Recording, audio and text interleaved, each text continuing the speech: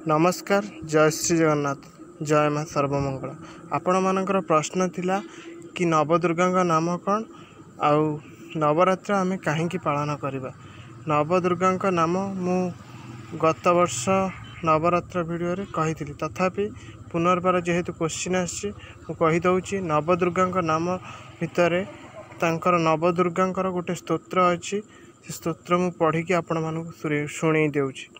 प्रथमं शैलपुत्री च द्वितीयं ब्रह्मचारिणी तृतीयं चंद्रघंटेभि कूष्मांडेभि चतुर्थकं पंचमं स्कंधमातेभि षष्ठं कार्तायिनीचिकं सप्तमं कालरात्रि च महागौरी चाष्टकं नवमं सिद्धिदात्री च नवदुर्गा प्रकीर्तिता।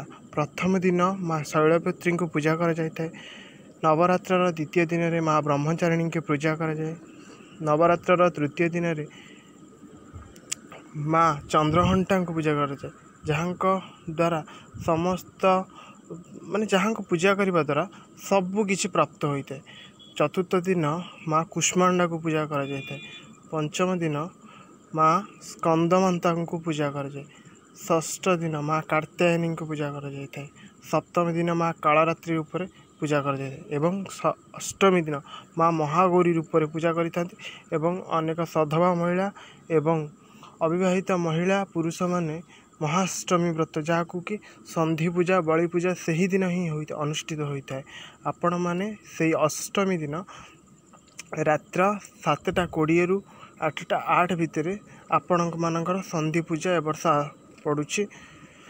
आपण मैंने यही समय माँ पाखरे उपस्थित रही आपण स्तुति अष्टकम स्तोत्र मंत्र आपण जहाँ भी किसी माँ जानी सबू किसी गाइबा चेष्टा करेंगे एवं माँ को प्रसन्न करने को चेष्टा करेंगे। यही समय तो 108 दीप माँ को पुनर्बार चंदन सिंदूर हलदी पुष्प सब प्रकार जिनिस माँ जपरी पूजा अनुष्ठित होता है। सकाଳେ से संधि समय पुनर्बार से सब विधि रे माँ को पूजा करा जाता है। एवं आपण मैंने नवरात्र व्रत जदि करुछंती प्रत्येक दिन स्नान सारिबा परे आपण मैंने सूर्य देवता को अर्घ्य निश्चित देवी। सूर्य देवता को अर्घ्य न दे श्री गणेश को प्रणाम न करी महादेव को स्मरण न करी माँ दुर्गांकर पूजा केबे हेई परिबो नहीं। आपण मैंने पंचदेवता को पूजा करिवे प्रथमे, तापरे माँ दुर्गे दुर्गदिन आसिनी सिंह बाहिनी जे कि आद्य शक्ति मूल प्रकृति जहाँ बिना सृष्टि रे सबु किछि असंपूर्ण सही देवींगर पूजा आराधना करेंगे। आपण मैंने आसंता काली घट स्थापना करेंगे। जो मैंने आसंता काली घट स्थापना करें नहीं से माने सप्तमी तिथि जो दिन माँ कालरात्रि पूजा कर जाए से ही दिन ही घट स्थापना कर जाए। आपण मैंने नवमी दिन माँ सिद्धिदात्री देवी को पूजा करें।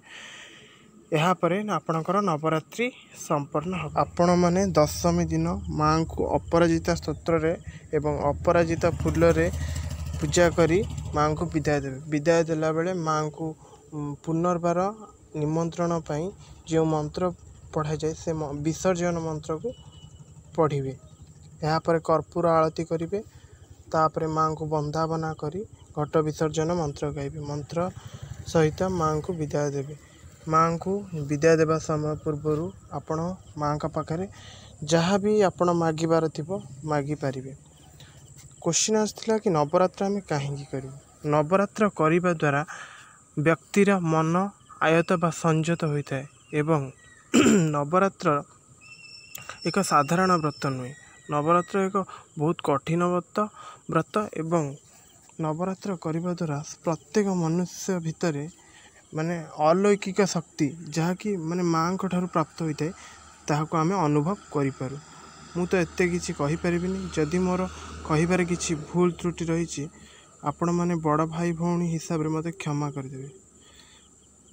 आज पई रहउछि। जय श्री जगन्नाथ। जय माँ।